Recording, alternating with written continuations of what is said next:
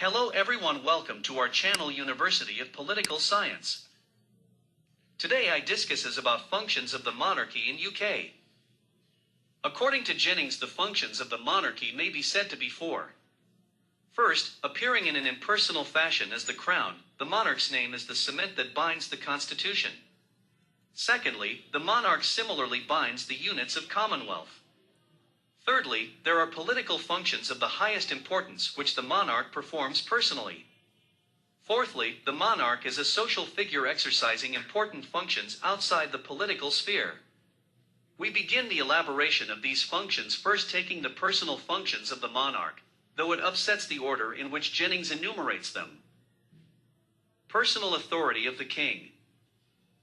In the actual conduct of the work of government, the monarch still personally performs certain specific acts, and the most important of these is that the king must make certain that he or she has a government in the United Kingdom.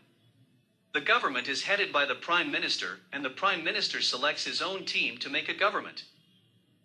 The king, thus, chooses a Prime Minister, and the latter then prepares a list of ministers and submits it to the king for his approval.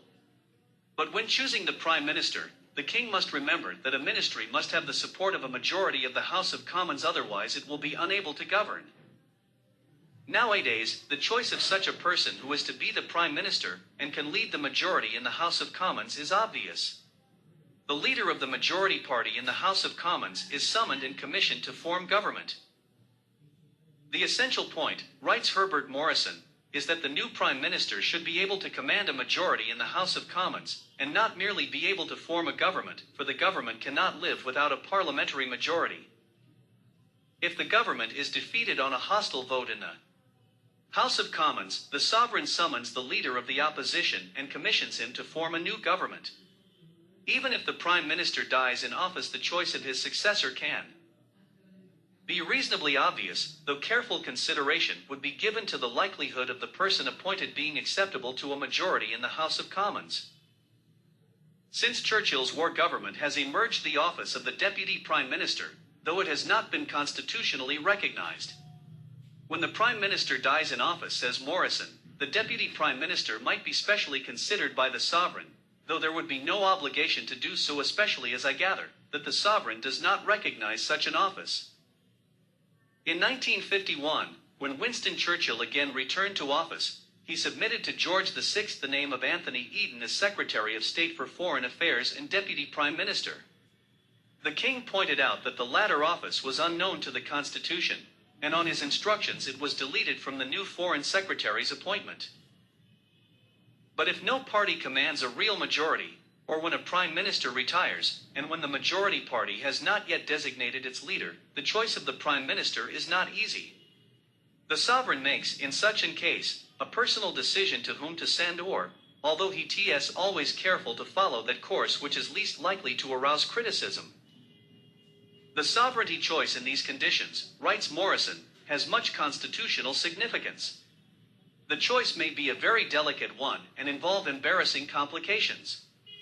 The sovereign could, of course, take all relevant considerations to account, and be at great pains not only to be institutional correct, but make every effort to see that the correctness is likely to be generally recognized.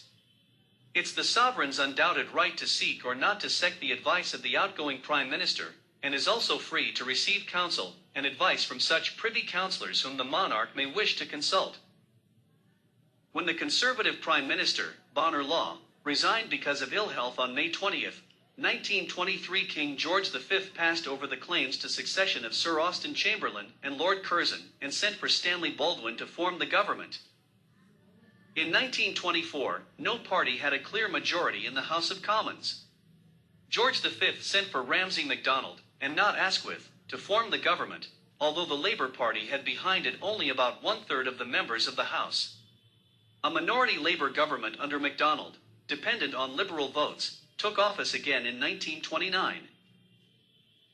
The events of 1931, or the crisis of 1931 as Herbert Morrison described, were more complicated, and the act of George V in commissioning Ramsay MacDonald to head the national government was characterized by Professor Lasky as much the personal choice of George V as Lord Bute was the personal choice of George III.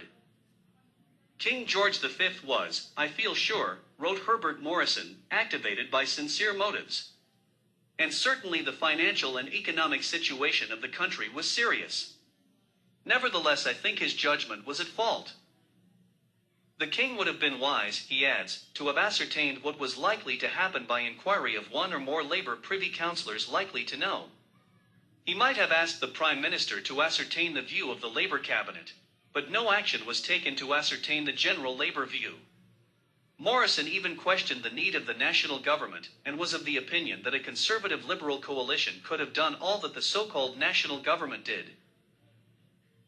Whenever the Labour Party secured a majority, it insisted on the right of the Labour members of Parliament to choose their own leader, and the sovereign's choice of the Prime Minister was, accordingly, obvious. But the Conservative Party did not follow this practice, and the sovereign had, thus, a choice when the Conservative Party had a majority, but no leader. Baldwin became leader in 1923 and Chamberlain in 1937, because they were prime ministers.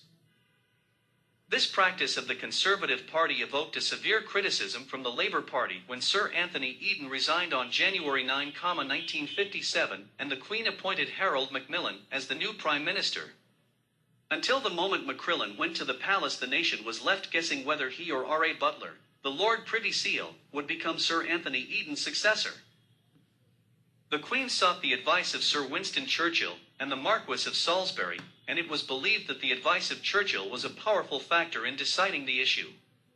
The Times in an editorial said that ultimate responsibility for the choice of Harold Macmillan was the Queen's alone, and that time and events would show how wisely she had judged.